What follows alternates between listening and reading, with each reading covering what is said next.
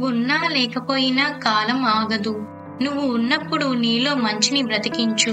నువ్వు లేకపోయినా కాలం నిన్ను మరువని విధంగా జీవించు. ఈ ముగ్గురిని దరికి రానివ్వకండి.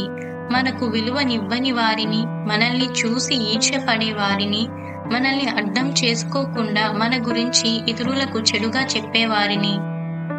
ధనం మీద ఆపేక్ష ఉండటం తప్పు కాదేమో, కానీ ధనమున్నదనే అహంకారం ఉండటం చాలా పెద్ద తప్పే అవుతుంది.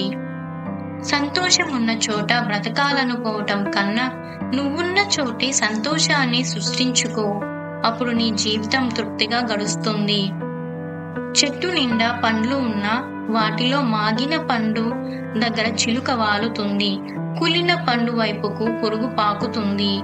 మంచి చెడుల సమూహంతో నీ చుట్టూ ఉండే ప్రపంచం నిండి ఉంది.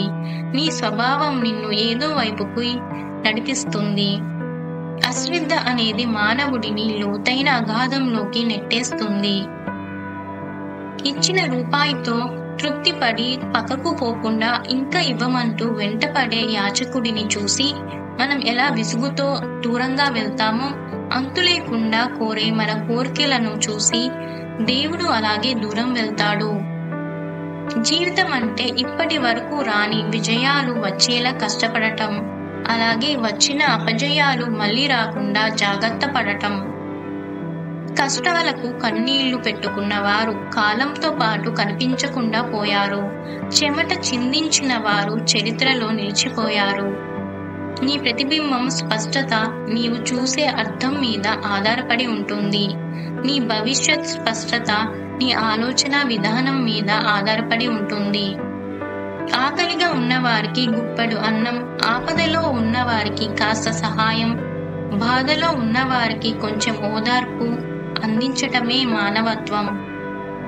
తన అభిప్రాయాల్ని మార్చుకోని వ్యక్తి కదలని నిలకడగా ఉండే నీరు లాంటి వారు.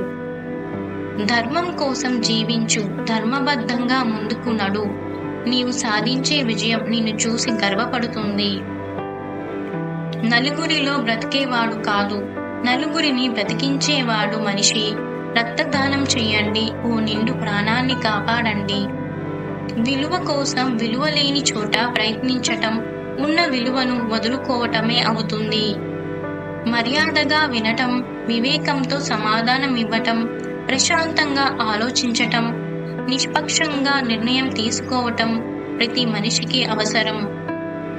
ఆకలితో ఉన్న కడుపు, ఖాళీ జేబు, విరిగిపోయిన మనసు నేర్పినని పాఠాలను జీవితంలో వేరెవ్వరూ నేర్పలేరు.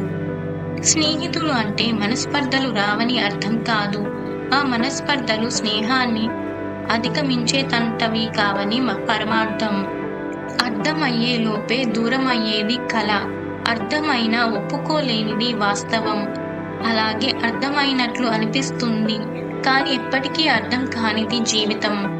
చెట్లు ఎదగాలంటే వేళ్ళు దృఢంగా ఉండాలి. మనిషి ఎదగాలంటే సంకల్పం దృఢంగా ఉండాలి.